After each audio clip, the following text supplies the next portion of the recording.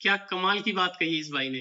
अगर संविधान और उसकी जानकारी शेरनी का दूध है तो आरक्षण गधी का दूध है।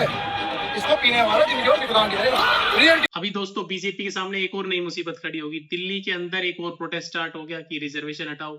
हटाना बीजेपी वाले भी चाहते हैं इस रिजर्वेशन को, क्योंकि उनकी स्टेटमेंट पास्ट में जो उन्होंने स्टेटमेंट दिया उससे साफ लगता है कि बीजेपी रिजर्वेशन के खिलाफ है। लेकिन बीजेपी वाले बेचारे हटा नहीं सकते। क्यों नहीं हटा सकते? क्योंकि अगर बीजेपी ने रिजर्वेशन को हटा दिया तो जो हमारी इंडिया की टोटल पॉपुलेशन है वो है 35% जनरल कैटेगरी के, 65% SC ST और OBC की है।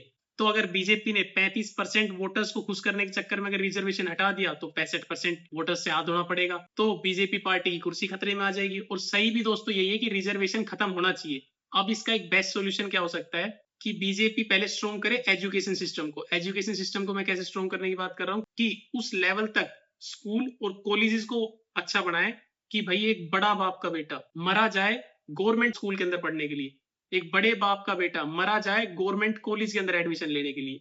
अगर इस लेवल तक का एजुकेशन सिस्टम वो स्ट्रॉन्ग कर देते हैं और उसके बाद फिर रिजर्वेशन हटाते हैं तब तो ओके है। क्योंकि भाई आरक्षण की तो स्टार्टिंग ही यहीं से हुई थी ना, कि भाई जो पिछले वर्ग के जो लोग थे, जो SC ST या OBC के जो लोग थे, उनके पास इतना फैसिलिटी नहीं थी या इतना पैसा नहीं था कि वो अपने बच्चे को, एक जनरल कैटेगरी का जो बच्चा है, उस लेवल तक की एजुकेशन प्रोवाइड कर सके।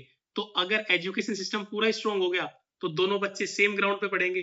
और उसके बाद अगर बीजेपी धीरे धीरे करके रिजर्वेशन खत्म कर देती है तो उनके वोटर्स भी नहीं टूटेंगे और इस प्रॉब्लम का सॉल्यूशन भी होगा। लेकिन उसके लिए पैसा बहुत लगेगा भाई।